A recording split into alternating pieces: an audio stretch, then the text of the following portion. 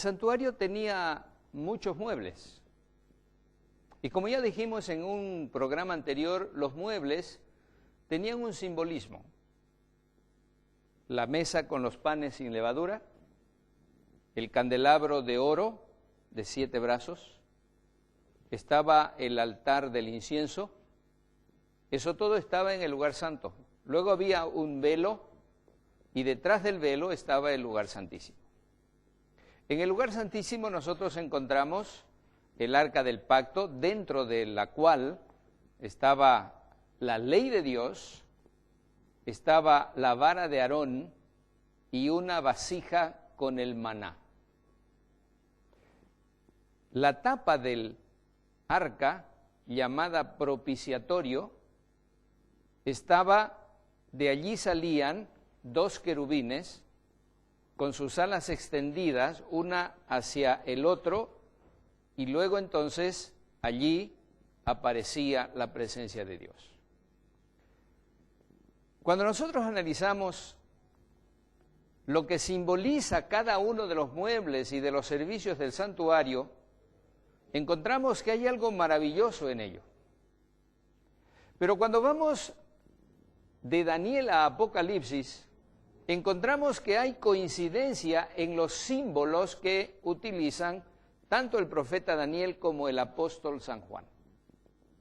Por ejemplo, los vientos. ¿Qué significan los vientos?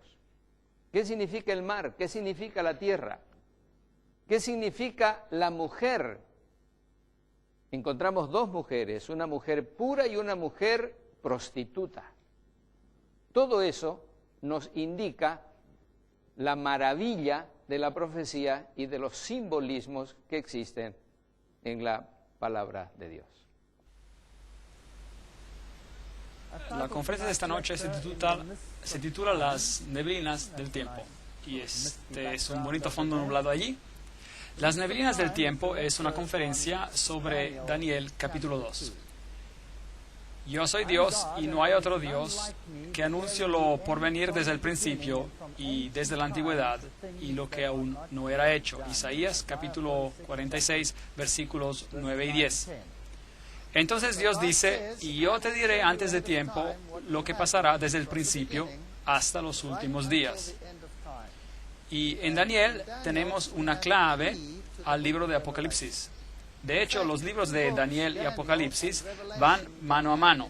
El simbolismo que encontramos en el libro de Apocalipsis es de hecho tomado de toda la Biblia, pero las imágenes son tomadas del libro de Daniel específicamente.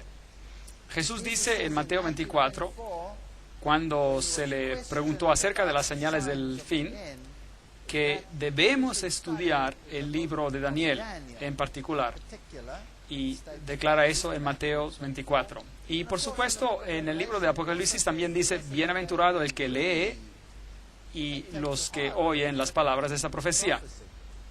Entonces, los libros del tiempo final, aquellos que tienen un bosquejo a lo largo de la historia y nos revelan eventos mientras ellos se cumplen, esto lo encontramos en estos grandes libros de la Biblia. Así que Dios declara, yo soy Dios y no hay otro semejante a mí, que anuncio lo por venir desde el principio y desde la antigüedad lo que aún no era hecho. O esto es así o no lo es. Ahora, hay muchos símbolos simbólicos, digamos, usados en la Biblia, y podemos confundirnos mucho si no aplicamos los principios correctos a lo que estamos escuchando. Usted tiene que aplicar los criterios bíblicos para entender las profecías bíblicas. No podemos interpretar un símbolo como nos da la gana. Por ejemplo, la Biblia habla acerca de una bestia. En Apocalipsis habla acerca de una bestia. Habla acerca de la marca de una bestia. Habla acerca de algo que tiene que ser puesto en la mano y en la frente. Y eso representa la marca de la bestia, por ejemplo. Bueno, ¿qué es la bestia? Podemos pensar lo que queremos con la palabra bestia. Ustedes podrían decir, como muchos en el mundo dicen hoy día, la bestia es una computadora. Algunos hasta dicen cuál es. Dicen que es una computadora en Bruselas, en Bélgica. Bueno, ¿dice la Biblia que las bestias son computadoras? ¿Sí o no? Para interpretar, tiene que limitarse a criterios bíblicos. La Biblia usa símbolos de animales, por ejemplo, se usa leones y osos y cosas como estas. Ahora, hay equipos de deportes que son conocidos como leones. En las Islas Británicas, el equipo de rugby es conocido como los leones. Entonces voy a interpretarla en la Biblia que el equipo británico de rugby va a jugar un rol importante en los tiempos finales, solo porque se llaman leones o los osos. De hecho, ese es otro equipo de deportes. ¿Será eso un criterio? Claro que no. Tenemos que usar criterios bíblicos para poder tratar con símbolos bíblicos. Así que he juntado un pequeño diccionario de términos proféticos que están definidos en la Biblia. Y tenemos que usar la Biblia, las definiciones de la Biblia. Por ejemplo, linos blancos son justicia, Apocalipsis 19, verso 8. El lino blanco que vistes representa la justicia de los santos. Una trompeta o un viento son símbolos de guerra en la Biblia, Apocalipsis, Jeremías 49, 36. Ahora, eso en un sentido profético. Prostitución. Me pregunto cuántos sermones han sido predicados acerca de las mujeres libertinas y la prostitución y todas esas cosas cuando en verdad Dios usa la palabra prostituta en un sentido profético, refiriéndose a la idolatría, siendo infiel a Dios. Y hay un número de textos indicados aquí, los cuales muestran que la idolatría es prostitución. Dios dio también una lección enigmática para Israel. Tuvo un profeta que se casó con una prostituta para dar una ilustración sobre la infidelidad del pueblo de Israel hacia su Dios. Aguas y mares en la Biblia representan naciones cuando se está hablando en un sentido profético. Las aguas que viste son pueblos y naciones y multitudes y reyes. Apocalipsis 17, verso 5. Una mujer en la Biblia es una iglesia. Efesios 5, 22 a 24. Segunda de Corintios, Jeremías, Isaías, Oseas, Juan. Todos ellos se refieren a este simbolismo de una mujer representando a la iglesia. Cristo es el novio, la iglesia es la novia. Sión es un símbolo del pueblo de Dios. Isaías 51, 16. Y una bestia, en la Biblia, en sentido profético, es un reino. Daniel capítulo 7, verso 17 dice, y las bestias que vistes son reinos o reyes. Y un rey representa un reino. Entonces, no se está hablando de un equipo de fútbol o de una computadora, pero de un reino. Eso es. Así que si alguien tiene la marca de la bestia, entonces esta será la marca de un reino. Eso es lo que significa. No puede significar otra cosa. Tenemos que quedarnos con el significado de la Biblia. Un cuerno en la Biblia también representa a un rey o un reino. Así que de un reino pueden levantarse un número de cuernos. Eso significa que el reino se desintegrará y muchos reinos se levantarán de ese reino. Una roca en la Biblia, la roca en la Biblia es Jesús. Eso es lo que cantamos en nuestro canto lema al comienzo. Ahora, hay una guerra entre el bien y el mal en este planeta. Y si alguien no cree en esto, prenda su televisión y échale un vistazo. Y verá que hay una guerra entre el bien y el mal. Hay una guerra sobre cada persona en este planeta, ya sea que lo reconozcamos o no. Ahora, una pequeña historia clave en la Biblia es Daniel, el capítulo 2, donde el rey Nabucodonosor tiene un sueño. Y este sueño, él sueña de ciertos eventos que se desarrollan, pero él se olvida del sueño. Y entonces se encuentra muy confundido y el profeta finalmente le explica el sueño. Y en ese sueño podemos informarnos sobre puntos muy interesantes de la historia y del tiempo. Ahora, Nabucodonosor también es conocido como Nabucodonosor, fue el fundador de la Gran Babilonia, el fundador original de Babilonia, por supuesto fue Nimrod, y luego la ciudad tuvo un periodo de grandeza bajo Hammurabi, Y después Nabucodonosor la construyó haciéndola la gloria de los caldeos, la ciudad más grandiosa que jamás haya existido sobre la faz del planeta. Entonces, Nabucodonosor estaba muy orgulloso de sus logros personales. Jerusalén fue destruida por Nabucodonosor en el 586 a.C.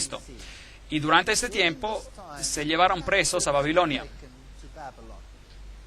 Y entre ellos estaban, por supuesto, los hebreos fieles como Daniel y sus amigos. Y aquí vemos un relieve de los cautivos siendo llevados a Babilonia como esclavos. Muchos de ellos, cuando los detuvieron, se los hicieron eunucos para servir al rey. Pero bueno, para ser eunucos por el resto de sus vidas, sin tener el honor o el placer de tener hijos. Así que esos eran tiempos horribles en esos días. Estos jóvenes, de acuerdo a la historia bíblica, se los inscribió en los institutos de estudios superiores, fueron a la universidad y estudiaron el lenguaje y estudiaron la sabiduría de los caldeos. Bab-ilu es el lugar del palacio de verano de Nabucodonosor. Aquí está, por ejemplo. Y la palabra Babel tiene una connotación muy interesante. Bab-el. Bab es una puerta, un portal, y El es Dios. Entonces la palabra Babel significa un portal a Dios. Ahora, la Biblia dice que hay alguien más que se llama a sí mismo la puerta, y ese es Jesucristo. Él dice, yo soy la puerta. Entonces Jesús está diciendo, yo soy el Bab, la puerta, el portal, por la cual uno debe entrar al reino de los cielos. Jesús dice, yo soy la puerta y nadie viene al Padre sino que por medio de mí. Entonces, Él es la puerta, la entrada al cielo. Bab-el representa otra entrada, otra puerta por donde uno trata de escalar al cielo por otro camino, otra puerta. Babilu es entonces también un portal. El rey era divino en los tiempos antiguos, aunque los reyes babilonios y los reyes asirios no se atrevieron a tanto. Ellos eran, por lo general, los sumos sacerdotes. Entonces, en Daniel capítulo 2 leemos, en el segundo reinado de Nabucodonosor, tuvo Nabucodonosor sueños. Ahora, aquí tenemos un problema. Inmediatamente tenemos un problema. Y los críticos de la alta crítica se divierten con versos como estos. Un poco de conocimiento es una cosa peligrosa. Entonces los críticos se quejan acerca de este texto, se quejaron, porque dice, en el segundo año del reinado de Nabucodonosor, pero entonces un poquito más adelante dice, en el tercer año del cautiverio de Daniel. Y Daniel había completado ya los 3 años de estudio cuando esto ocurrió. Y Nabucodonosor y estos cautivos empezaron al mismo tiempo. Entonces los críticos decían, bueno, ¿cómo puede ser posible? Nabucodonosor está en su segundo año de reinado y los otros están en su tercer año. La Biblia es absurda. ¿Cómo se pueden hacer simples errores como estos? Pero, por supuesto, no se dieron cuenta de los dos sistemas. El sistema hebreo de contar era totalmente diferente del sistema de Babilonia.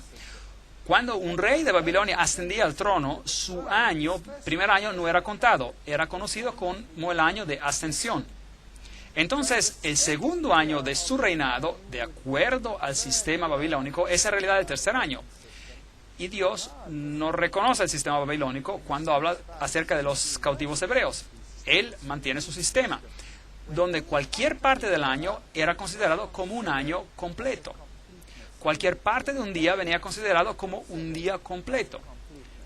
Eso explica muchas cosas. Por ejemplo, la crucifixión, 3 días. Y cualquiera que quiera analizarlo dirá, espera un segundo, si Jesús murió un viernes al atardecer y él estuvo en su tumba durante el sábado y regresó a la vida en el primer día de la semana, eso no llega a ser 3 días con nuestra manera de calcular. Pero en el pensamiento hebreo, que era una forma de cómputo inclusivo, es decir, por cualquier parte del día se contaba como un día. Y como Jesús murió antes de la puesta del sol, el viernes, eso cuenta como un día 1, y se quedó un día completo en la tumba, eso es días 2, y cualquier porción del día en el tercer día es día 3. Entonces, es eso lo que está en el registro bíblico, 3 noches, mañanas, 3 días y noches. Entonces, no hay fallas aquí, solo se tiene que contar de acuerdo con el sistema correcto. Y se turbó su espíritu y se le fue el sueño. Hizo llamar el rey a los magos, a los astrólogos, encantadores y caldeos para que le explicaran los sueños. Vinieron pues y se presentaron delante del rey.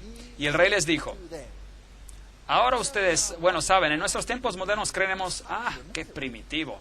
Aquí el hombre tuvo un sueño y él llama a encantadores, magos y astrólogos para decirle lo que había soñado. Ahora, eso es lo que hacían los reyes en los tiempos antiguos. Estaban rodeados por esos sabios, personas con información privilegiada, cultos y de buen conocimiento. Y cada una de esas categorías tenía una cierta función. El encantador, por medio de hechizos, descubriría lo del sueño. El mago era un ocultista profundo y usaría comunicación con el mundo del oculto para descubrir. El astrólogo miraría a las estrellas y le dirían lo que tenía que hacer. ¿Es una costumbre tan antigua o todavía sigue viviendo hoy en el día, en nuestro siglo? ¿Sí o no? ¿Presidentes en los Estados Unidos hacen uso de ese sistema? ¿Sí o no? Ronald Reagan no hacía ningún movimiento sin consultar a todas estas categorías. Y Nelson Mandela en Sudáfrica no da una movida sin que su Shamgormas venga y arroje los huesos. Y los astrólogos le dicen lo que tiene que hacer. Y los reyes de Europa no son diferentes. Ellos son ocultistas en ese sentido. Usted puede estudiar lo que hacen los reinos y lo que los reyes y reinas de Inglaterra hacen, por ejemplo. Y cómo se comunican con el mundo de los espíritus para saber lo que deben hacer. ¿Acaso no consulta el príncipe Carlos el conde Mountbatten, que ya está muerto, cuando él tiene algo muy importante que hacer? Bueno, nada ha cambiado. No piensen que esas son costumbres antiguas, esas son costumbres presentes. Y los paralelos nos dicen que las cosas no han verdaderamente cambiado. Entonces, esas personas sabias vinieron al rey y él les dijo, he tenido un sueño y mi espíritu se ha turbado por saber el sueño. Daniel 2, 1-3. Y la King James, la versión antigua inglesa, dice, esta cosa se fue de mí, lo cual significa no me puedo acordar. No me acuerdo, pero sé que era vitalmente importante. Así que, por favor, si realmente son lo que dicen ser, entonces deben decirme lo que significa. Y el rey respondió y dijo a los caldeos, el asunto lo olvidé, pero si no me decís el sueño y su interpretación, seréis hechos pedazos y vuestras casas serán convertidas en estercoleros. Los reyes antiguos tenían mucho más poder. Cuando un rey hablaba, eso era todo. ¿Recuerdan el libro de Esther? Si el rey no extendía su cetro a cualquiera que entrara, esa persona se mataba de inmediato. Se lo sacaba y mataba en ese instante si el rey no le daba permiso para entrar y para hablar.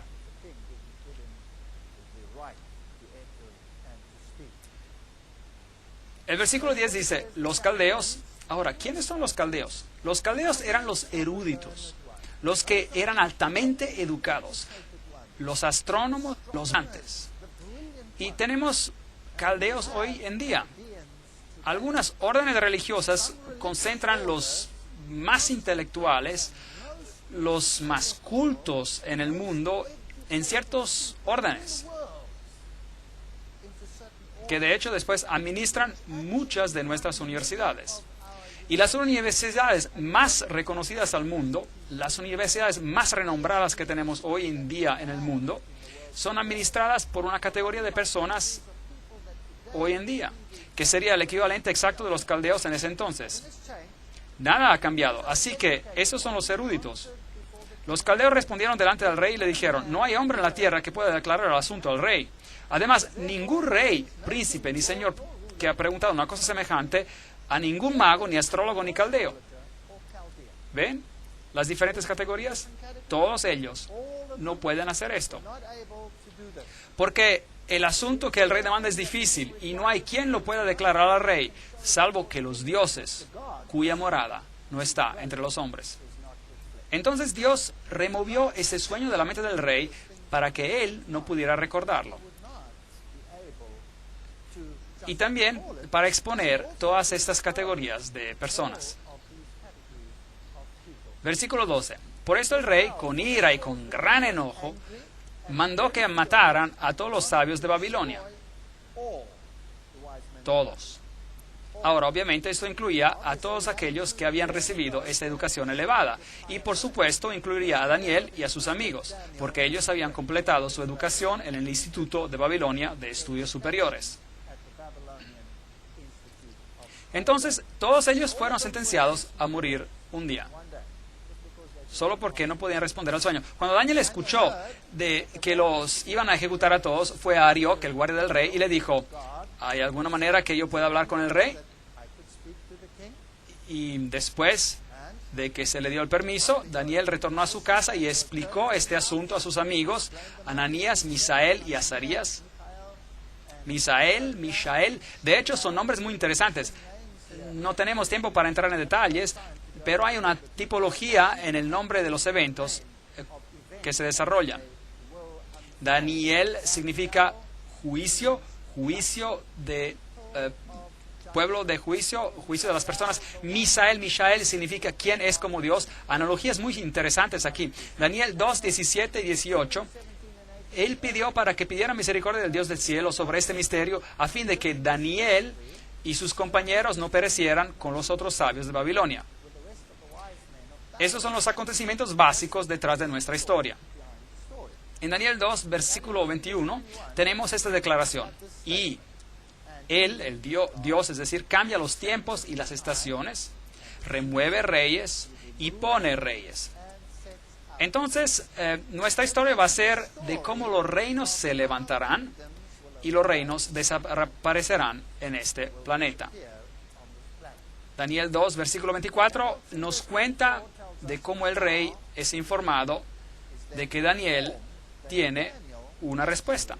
No ejecutes a los sabios de Babilonia, llévame a la presencia del rey y yo le daré la interpretación. Dios dio a Daniel una visión, no solo una descripción del sueño, pero también la solución, la interpretación del sueño.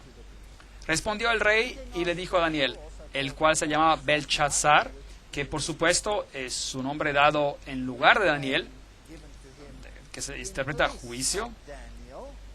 Así que todo el libro de Daniel habla de juicio, como el nombre indica. Habla acerca del juicio final sobre este planeta y el juicio de los varios reinos mientras avanza en la historia. Belchazzar, Bel era el dios de los caldeos.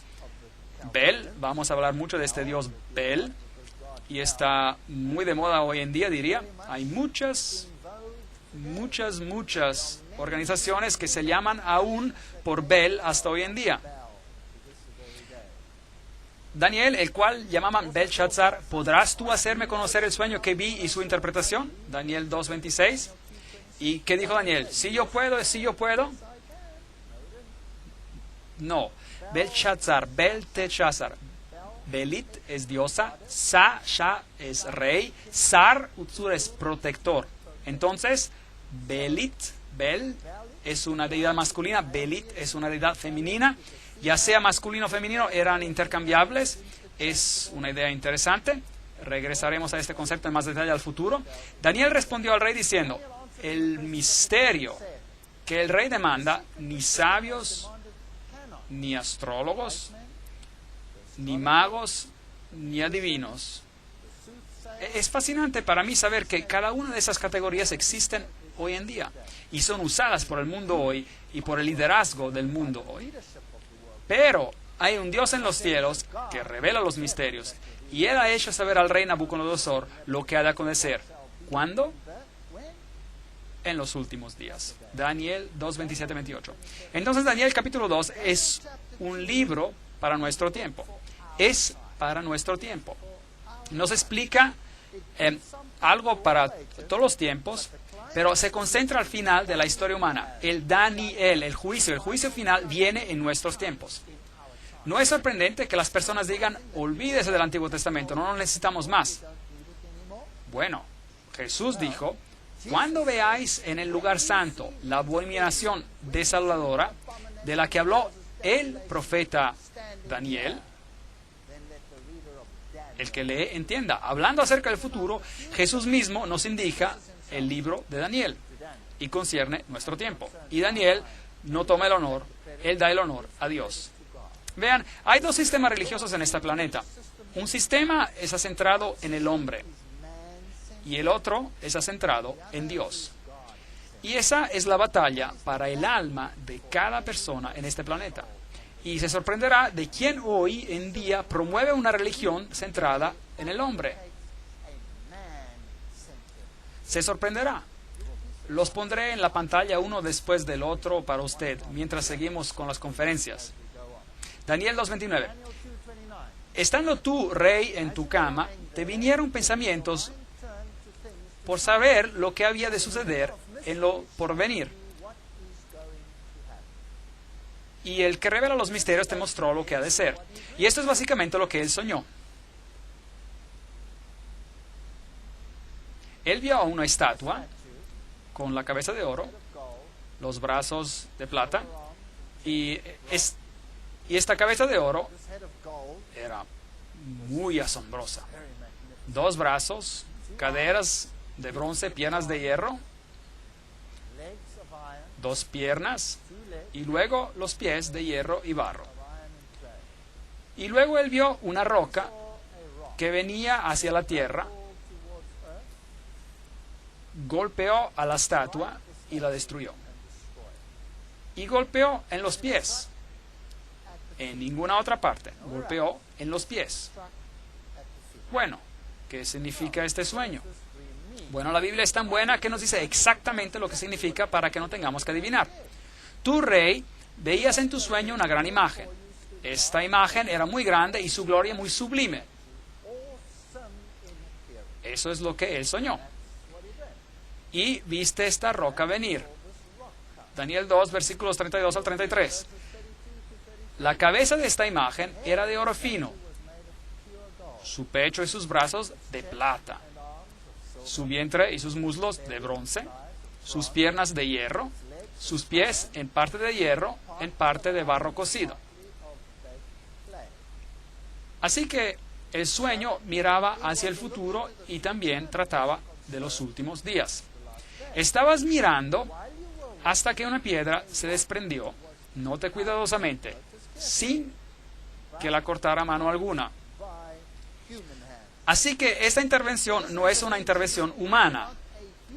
Pero ¿qué clase de intervención? Es una intervención divina. Hirió a la imagen, la piedra, en sus pies. Por favor, sea muy cuidadoso. No hiere la estatua en los muslos. ¿Están conmigo? No hiere la estatua en la cadera. Ahora, ¿por qué enfatizo eso? ¿Acaso es importante? Sí, parece de ser muy importante. Sistemas religiosos enteros en el mundo tienen una estatua que hiere, que es herida en las caderas. Cuando la estatua no fue herida en la cadera, la roca hiere los pies. La roca no hiere los muslos. Y con esta simple analogía, ya la mitad de las religiones cristianas en el mundo tienen algo equivocado, seriamente equivocado. Bueno, eso es lo que la Biblia dice. Búsquelo por usted mismo. Hiere la estatua en los pies de hierro y barro y los desmenuza. Daniel 2, 34. ¿Y quién es esta roca? Obviamente, si no es una intervención humana, es una intervención divina. Así que si usted está esperando alguna ayuda de alguna superpotencia, cualquiera sea esa nación, le tengo malas noticias. La intervención final es una intervención divina. Es la segunda venida de Cristo. Entonces, fueron desmenuzados. También el hierro, el barro cocido, el bronce, la plata y el oro. Ahora, aguarde un momento. Si esta estatua es sucesiva, ¿por qué cuando se golpean a los pies, el hierro, que son las piernas, el barro, y son los pies, y de hierro, de barro, y el bronce son los muslos, y la plata del pecho, y el oro, son todos esos pedazos al mismo tiempo, y se convirtieron como tamo de las eras del verano, dice el texto? ¿Por qué todo se destruye al mismo tiempo cuando la piedra golpea los pies? Ve, si los reinos ocurren uno después del otro, entonces, ¿esto tiene sentido? Sí, claro. Pero solo si la filosofía de la cabeza avanza y construye la filosofía del pecho. Y esa aumenta grandemente en la filosofía de las caderas y es incorporada en la filosofía del hierro y propagada al mundo con la filosofía del hierro y del barro. Cuando la filosofía es finalmente destruida, esta filosofía, toda la contribución de la historia al reino del otro partido, el del enemigo de Dios, vendrá a su fin. Todo. ¿Enseñamos hoy en día filosofía babilónica? Sí lo hacemos. Tengo una conferencia llamada El vino de Babilonia. Estará sorprendido de cuánta filosofía babilónica enseñamos. ¿Enseñamos filosofía medo-persa? Claro que sí. Lo hacemos. ¿Está la religión del mitraísmo bien y en vida? ¿Y viviendo en el mundo hoy? Sí, el más grande poder religioso en el mundo, la más poderosa religión en el mundo, enseña los principios del mitraísmo. Muy interesante. Y eso es de Medio Persia. ¿Tenemos la filosofía griega en el mundo hoy? Claro que sí. ¿De dónde viene la teoría de la evolución? Empezó con Aristóteles. ¿De dónde viene nuestro pensamiento moderno a la base de casi cada ciencia en el mundo? De la filosofía griega. ¿Y qué hay acerca del hierro? ¿Tenemos algo que ver con las enseñanzas romanas? Claro que sí. Nuestro entero sistema judicial está basado en el pensamiento romano, que ha integrado las filosofías anteriores. ¿Y los pies de hierro y barro?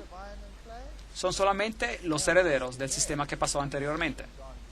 Y se los llevó el viento sin que de ellos quedara rastro alguno. Esto es muy importante. El viento es un símbolo de guerra. Esta guerra final destruirá totalmente a los reinos de la tierra.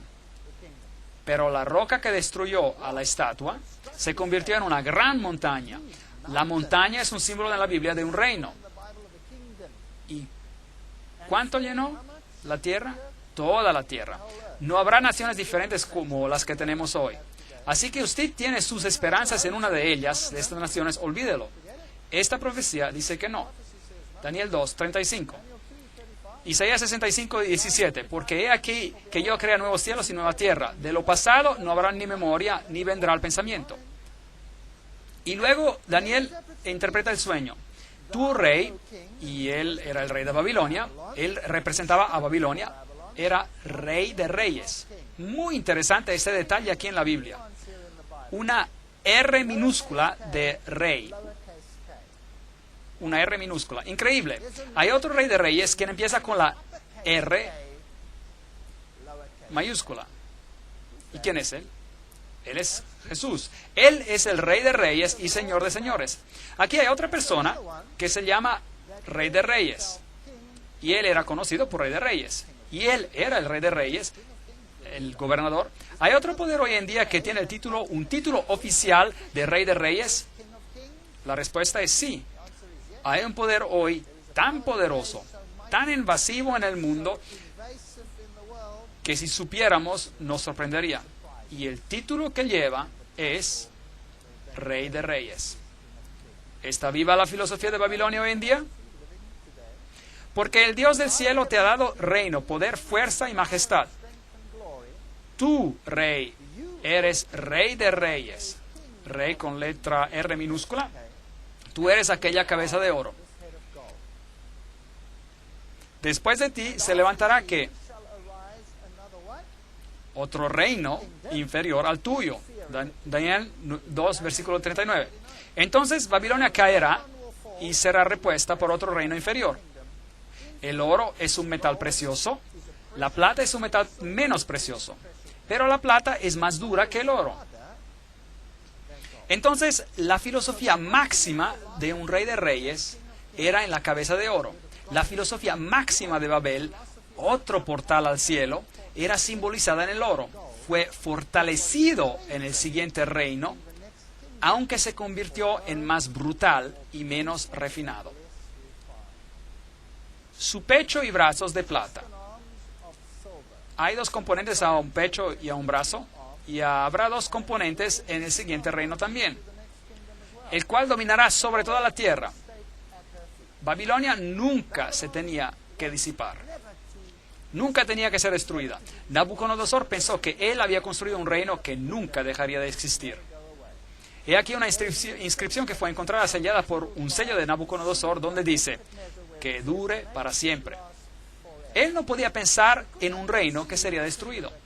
Pero Daniel le indicó y le dijo: el reino desaparecerá, tu reino desaparecerá. Este orgulloso monarca dijo a Daniel: increíble, nunca, jamás. ¿Y qué hizo él? Después de que se había humillado, más tarde endureció su corazón y él pensó en sí mismo: nunca, yo voy a desafiar al Rey de los Reyes. Mi reino de oro nunca será destruido. Nunca pasará a la plata, al bronce, al hierro y al barro. Nunca. Reinará para siempre. Constrúyame una estatua de oro puro, de la cabeza a los pies. ¿Qué estaba diciendo? ¿Qué estaba diciendo cuando estaba haciendo esto? Él estaba desafiando al Dios del cielo. Él estaba diciendo: te voy a desafiar. Voy a levantar mi reino y no lo destruirás. ¿Es posible de que haya un poder hoy en día que esté diciendo la misma cosa? Voy a desafiarte, voy a levantar un reino que nunca será destruido. ¿Es posible? Bueno, veamos que es más que posible y es una realidad triste en el mundo en el que vivimos hoy. Entonces, este rey era arrogante en ese tiempo, pero hay un poder igualmente arrogante hoy en día que está haciendo la misma cosa. Daniel 3, 16 a 18. Sadrach, Mesach y Abednego respondieron al rey Nabucodonosor diciendo: no es necesario que te respondamos sobre este asunto. Nuestro Dios, a quien servimos, puede librarnos del horno del fuego ardiente. Y de tus manos, rey, nos librará. Y si no, has de saber, oh rey, que no serviremos a tus dioses ni tampoco adoraremos a la estatua que has levantado. Luego él llamó a todos, incluyendo a los hebreos, que habían interpretado esa visión por él, y le dijo: al oír del son de la bocina, de la flauta, de la cítara, de la arpa, del salterio, de la zampoña y de todo instrumento de música, os postréis. Puéstanse. ¿Es usada la música hoy en día para juntar a las naciones, sí o no? ¿Sí o no? Sí, increíble, claro que sí. Así que los tres dijeron: no nos prostraremos, aunque Dios no nos ayude, no nos prostraremos. ¿Quién más dijo eso? Job lo hizo. Job tenía esa clase de fe. Job dijo: aunque me matara, le serviré. Increíble, es grandioso. Entonces, ellos fueron arrojados al horno de fuego. ¿Y qué pasó? Las sogas se quemaron y los soldados que los arrojaron se quemaron a muerte. Y Daniel 3:26, entonces Nabucodonosor se acercó a la puerta del horno del fuego ardiente y dijo: Sadrach, Mesach y Abednego, siervos del Dios Altísimo, salid y venid. Porque cuando el rey vio a una cuarta persona entre ellos, ¿y a quién vio? La versión antigua de Iglesia dice: alguien como el Hijo de Dios. Y las otras versiones vieron a alguien que parecía como un hijo de dioses. Gran diferencia entre las dos traducciones. Daniel 3:28, y Nabucodonosor dijo: bendito sea el Dios de Sadrach, Mesach y Abednego, que envió a su ángel y libró a sus siervos que confiaron en él, los cuales no cumplieron el edicto del rey y entregaron a sus cuerpos antes de servir y adorar a otro Dios que su Dios. Entonces la historia nos cuenta de que Nabucodonosor fue humillado. ¿Sabía que Nabucodonosor es el único rey pagano que tuvo el privilegio de escribir un capítulo en la Biblia? Increíble. Él escribió un capítulo en la Biblia, la historia de su conversión. Léalo en el libro de Daniel. Y creo que Nabucodonosor estará en el cielo algún día, porque se convirtió y su orgullo se humilló. Pero esto es como se veía, era una ciudad magnífica. Aquí está el emblema de Babilonia, el león, jardines colgantes. Él los construyó para su esposa Amuea, quien deseaba montañas. Y Babilonia estaba en una llanura, y ella no estaba muy feliz. Entonces él le dijo, voy a construirte una montaña. Y él se la construyó. Esos eran los reyes de aquellos días, tenían poder. Aquí hay la puerta famosa de Ishtar, que todavía se puede encontrar en el Museo de Pergamum en Berlín. Hermosos relieves de piedras originales. Las escrituras cuneiformes que han descubierto nos cuentan la historia de Nabucodonosor. Estos portales los adorné con hermosura para que sean el asombro de multitudes de personas. Dicen las escrituras, para el asombro de los hombres he construido esta casa. Nabonidus, ahora, ¿quién era Nabonidus? Era el padre. Y a Belshazzar, el hijo exaltado, la ofrenda de mi cuerpo. ¿El padre de quién? De Belshazzar. ¿No es interesante? Vea, los críticos observaron otra vez. La Biblia habla acerca del último rey de Babilonia como Belshazzar. Y estos críticos decían, está mal, él no era el rey. Nabonidus era el rey. Lo que no se dieron cuenta, no teniendo las escrituras cuneiformes para descifrar a esa etapa, era que Nabonidus se había retirado a una vida religiosa. Él era un hombre altamente religioso y servía entre los sacerdotes de Babilonia. Y le concedió el gobierno a su hijo. Entonces, esta es una inscripción que se ha encontrado sobre este asunto. Y a Belshazzar, el hijo exaltado, la ofrenda de mi cuerpo, tú pones la adoración de la gran deidad en su corazón, que no camine en caminos de pecados, que su vida sea satisfecha en abundancia y reverencia de la gran deidad que mora en su corazón de Belshazzar, mi hijo primogénito. Dios habla al hombre moderno, página 154. Déjeme decirle, en el año 1882 una inscripción fue encontrada que Nabonidus había dejado durante su reinado a su hijo. En 1916 una inscripción fue encontrada en la cual había un juramento de Belteshazzar y Nabonidus juntos. Nuevamente los críticos se equivocaron, la Biblia fue comprobada correcta. Y en 1924 encontraron la famosa inscripción, yo otorgo mi reinado a mi hijo Belshazzar. Traguen los polvos, el polvo críticos, la Biblia gana 1-0, nada para los enemigos de esto.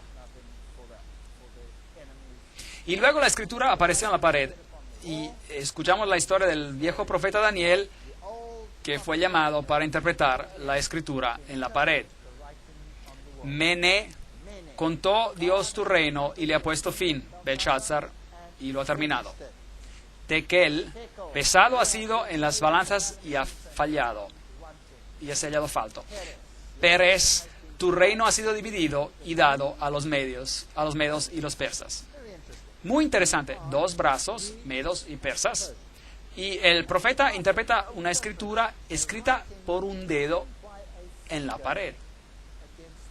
¿Sabía que en la Biblia hay solo 4 veces cuando Dios escribe con su dedo? La primera vez, Él escribe los 10 mandamientos con su dedo. Eso dice la Biblia. Y los escribió en 2 tablas de piedra, y luego Moisés las quebrantó cuando bajó y encontró a los israelitas en idolatría, y luego labró a nuevas piedras, y nuevamente Dios escribió con su dedo lo que él había escrito en las primeras tablas. Y luego aquí en Babilonia, a la caída de Babilonia, Dios escribió con su dedo. Entonces Dios quería asegurarse de que todos se dieran cuenta de que Él traería a Babilonia a su fin. Lo escribió con su dedo. Y en el tiempo del fin, la Biblia nos dice que hay otro rey de Babilonia, en el libro de Apocalipsis, el cual vendrá también a su fin. De la misma manera. ¿Y cuál es la cuarta vez cuando Dios escribe con su dedo? Jesús escribió con su dedo en la arena. Interesante. Ese es el único registro que tenemos de Jesús escribiendo algo con su dedo. Babilonia no quiere. Jeremías 51:9. Curamos a Babilonia, pero no ha sanado. Apocalipsis 2:21. Yo le he dado tiempo para que se arrepienta, pero no quiere arrepentirse. Hay una Babilonia antigua y hay una Babilonia moderna. ¿Quién es la Babilonia moderna? La Biblia nombra a Ciro 150 años antes de su nacimiento. El profeta Isaías en el capítulo 45 dice: así dice Jehová a su ungido, a Ciro, al cual tomé yo por su mano derecha para sujetar naciones delante de él y a desatar lomos de reyes para abrir puertas delante de él, puertas que no cerrarán. Isaías 45:1. La Biblia predice que este rey Ciro vendría y liberaría. La Biblia lo llama el ungido. ¿Sabía que la Biblia usa esta terminología para Ciro y la usa para Jesús? Entonces, este rey pagano aquí, quien trae a Babilonia a su fin, es usado como símbolo, como tipo del gran rey que vendrá y dará su fin a Babilonia en los últimos tiempos. Es una analogía muy interesante, muy interesante. El cilindro de Ciro, con toda la historia de él, en escritura cuneiforme de cómo ocurrió. Yo soy Ciro, rey del mundo, el rey grande y justo, el rey de Babilonia, el rey de Sumer y Akkad, el rey de los 4 puntos del mundo, hijo de Cambises. Cuando entré a Babilonia como amigo y ascendí al trono entre ánimos de alegría y espectáculo maravilloso en el palacio del gobernador, mis soldados innumerables vagaron a Babilonia en paz y en sinceridad. Yo prohibí hostigamiento, acoso y terror por todo Sumer y Akkad. Me esforcé por mantener paz en Babilonia y en todas las otras ciudades. Abolí el trabajo forzado por respeto a los ciudadanos de Babilonia, lo cual era contra su estado social, y ayudé a restaurar las casas destruidas, las acomodé nuevamente con lugar pasible. Patos y palomas traté de preservar sus hábitats. Dios va a restaurar todas las cosas también. El ejército marchó por debajo de las puertas de Babilonia. Fueron dejadas abiertas, el río se apartó porque Dios cambia tiempos y estaciones y remueve reyes y levanta reyes. Y es Él quien da sabiduría al sabio y conocimiento a aquellos que no entienden. Y eso llegó a su fin al reino de Babilonia. Y ahora el siguiente reino está por llegar. Hablaremos de esto en la próxima conferencia.